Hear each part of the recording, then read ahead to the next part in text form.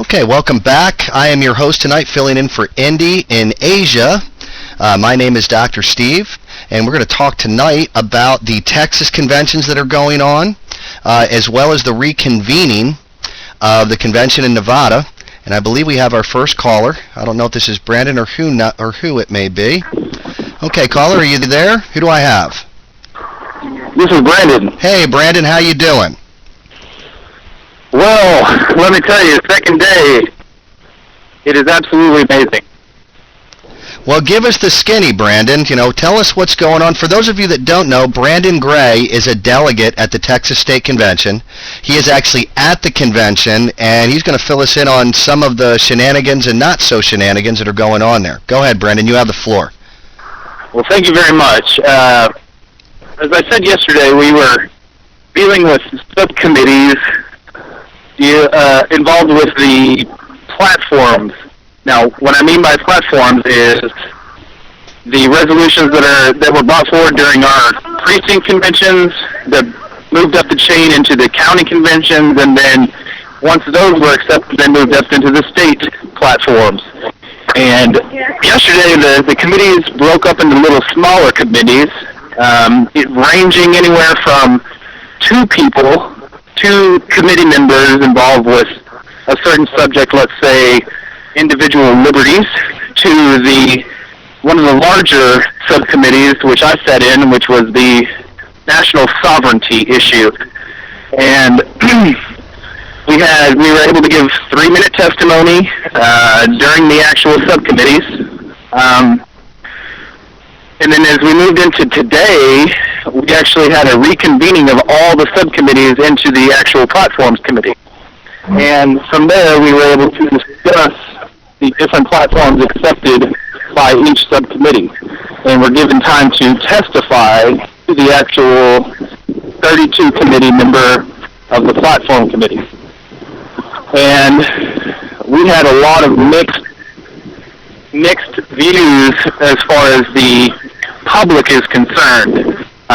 They actually had to move to actually extend the testimony time because we were running over because there were so many people involved in this.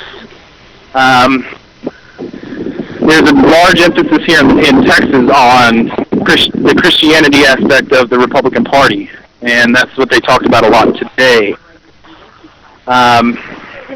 The illegal immigration issue is another hot topic here in Texas because, of course, we're a border state, and dealing with legal versus illegal immigration is, of course, a hot-button issue.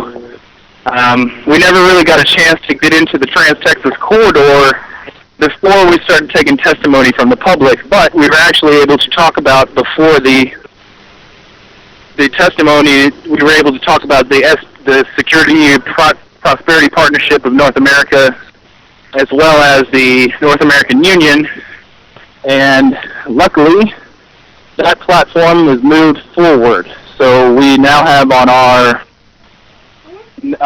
state platform dealing with the North American Union and the spp.gov site, if the listeners want to go check that out. There was a very hot-button issue as far as the Border Patrol agent situation goes, and what I mean by that is the Ramos and Compion episode that's happening here. We actually had some Department of Homeland Security folks speak to the committee. We also had retired military personnel speak to the committee, all in favor of pardoning Ramos and Compion. Oh, you're kidding me. That they're actually in favor of the pardon. Yes, sir. Oh, that is fantastic. So it is another aspect that it's looking good, and I'm telling you, there's so much information that it's hard to take down because, as I said yesterday, they have limited our access to recording or documenting this event. So I've had to sit with a yellow pad and sit cross-legged on the floor right next to the tables and listen to these folks talk because, again, we were limited as far as what we could record. But we are now progressing back into the testimony phase, and that's what we're involved with right now. It started back up about right as we went live, so there's some folks in there testifying for more platforms. So that's what we're involved with right now. Okay, I want to touch something real quick, Brandon. The Border Patrol agents that Brandon is speaking of, for those of you that don't know, that everyone is in favor of a pardon, were two Border Patrol agents that actually shot at a drug dealer and wounded him, either in the hiney or in the leg. I don't remember which one. And they were actually convicted. I don't know what all the charges were, Brandon. But, for these agents to be put in jail, and by the way, folks, shortly after he was convicted, this same drug dealer was used as a witness to testify against them and was caught again smuggling drugs across our border.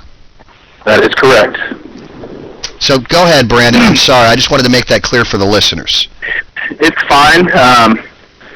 I'm noticing also a deep divide, I can tell, from the public versus the actual committee members when they were actually talking about the North American Union / SPP / whatever else the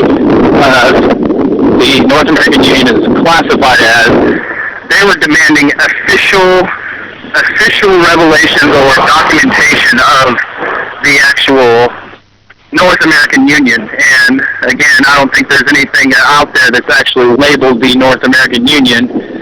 They were told at the spp.gov site, and again, they took some time to have dialogue about the SPP and the North American Union, and it was finally agreed upon that they did not support it. So. Okay, so the division, just so we're clear, Brandon, is the division actually coming? I take it from the regular GOP party hacks, as I like to refer them? I would say yes, because from what we're seeing is that, and this is my personal opinion, it seems that some of these people sitting on these committees have not done their research, okay? They're not prepared, which kind of bothers me, is because we came here fully prepared for this event and able to argue anything that is on the 2006 Republican Party Texas platform. Does that make sense? Well, yeah, to be honest with you, Brandon, the reason that these people are not prepared is they haven't been prepared for years. They're used to just doing what they're told. For those of you that know about me or don't know about me, I was an administrator for the Democratic Party for almost 7 years. I mean, I've seen this time and time again. I applaud people like yourself, Brandon, that are going out and getting the job done, becoming educated, and making these people that are supposed to be in the best interest for us as Americans actually have to start doing some thinking. I find this atrocious, that these so-called people that take positions that are high positions in the Republican Party don't have the first damn clue while they're even there. Well, I strongly agree, and here's another aspect that I wanted to touch on real quick. As far as the American, I think it's individual liberties is what they call the actual subcommittee. There was two people sitting in that subcommittee, okay, and they were dealing about RFID, the national ID issues, and there was only two people on that subcommittee. That's it. So again, it's just two people's word discussing the 2006 platform positions versus the new ones that were submitted through the process up the chain as we progressed up to this event. And according to your bylaws, Brandon, two people actually form a quorum?